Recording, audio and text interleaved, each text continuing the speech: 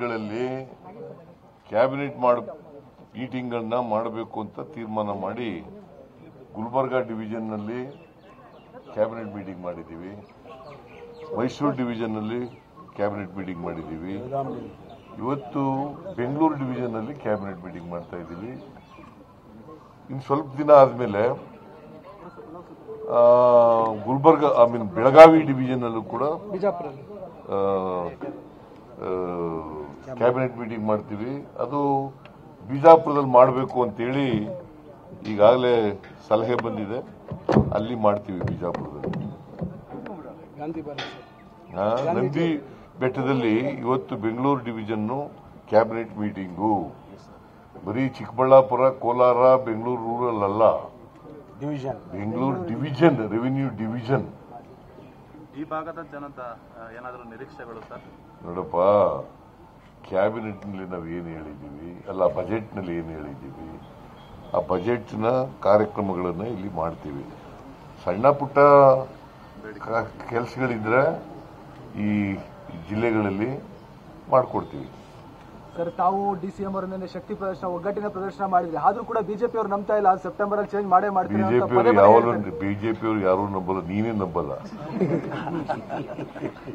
ಬಿಜೆಪಿಯವರು ನಂಬೋದೇ ಇಲ್ಲ. ಅವರು ಯಾವಾಗಲೂ ಸುಳ್ಳು ಮಾತ್ರ ನಂಬ್ಕೊಳ್ಳೋದು. ಅವರು ಸತ್ಯ ಯಾವತ್ತೂ ನಂಬಲ್ಲ, ನೀನು ನಂಬಲ್ಲ. ಅದರಿಂದ ಬಿಜೆಪಿಯವರು ಏನ್ ಹೇಳ್ತಾರೆ ಅನ್ನೋದು, ಅವರು ಸುಳ್ಳು ಹೇಳೋದ್ರಲ್ಲಿ ನಿಶೀಮರು. ಬರೀ ಸುಳ್ಳೆ ಹೇಳೋದವರು, ಸತ್ಯ ಹೇಳೋದು ಗೊತ್ತೇ ಇಲ್ಲ ಅವರಿಗೆ. ಅದರಿಂದ ಅವ್ರು ನಂಬ್ತಾರ ಬಿಡ್ತಾರ ನಮಗ್ ಗೊತ್ತಿಲ್ಲ. ನಾವು ಎಲ್ಲ ಒಟ್ಟಾಗಿದ್ದೀವಿ. ನಮ್ಮ ಸರ್ಕಾರ ಈಗಾಗಲೇ ನಾನು ಮೈಸೂರಿನಲ್ಲಿ ಹೇಳಿದ್ದೀನಿ, 5 ವರ್ಷ ನಾವೇ ಅಧಿಕಾರದಲ್ಲಿ ಇರ್ತೀವಿ. ಕಲ್ಲು ಬಂಡೆ ತರ ಇರ್ತದೆ ನಮ್ಮ ಸರ್ಕಾರ, ಗಟ್ಟಿಯಾಗಿ. ಅದರಿಂದ ಅವರು ಹಗಲು ಕನಸು ಕಾಣ್ತಾ ಇದ್ದಾರೆ. ಪಾಪ ಬಿಜೆಪಿಯವರು ಹಗಲು ಕನಸು ಕಾಣ್ತಾ ಇದ್ದಾರೆ. ಅವರು ಅಧಿಕಾರದಲ್ಲಿ ಇದ್ದಾಗ ಏನೂ ಮಾಡಲಿಲ್ಲ.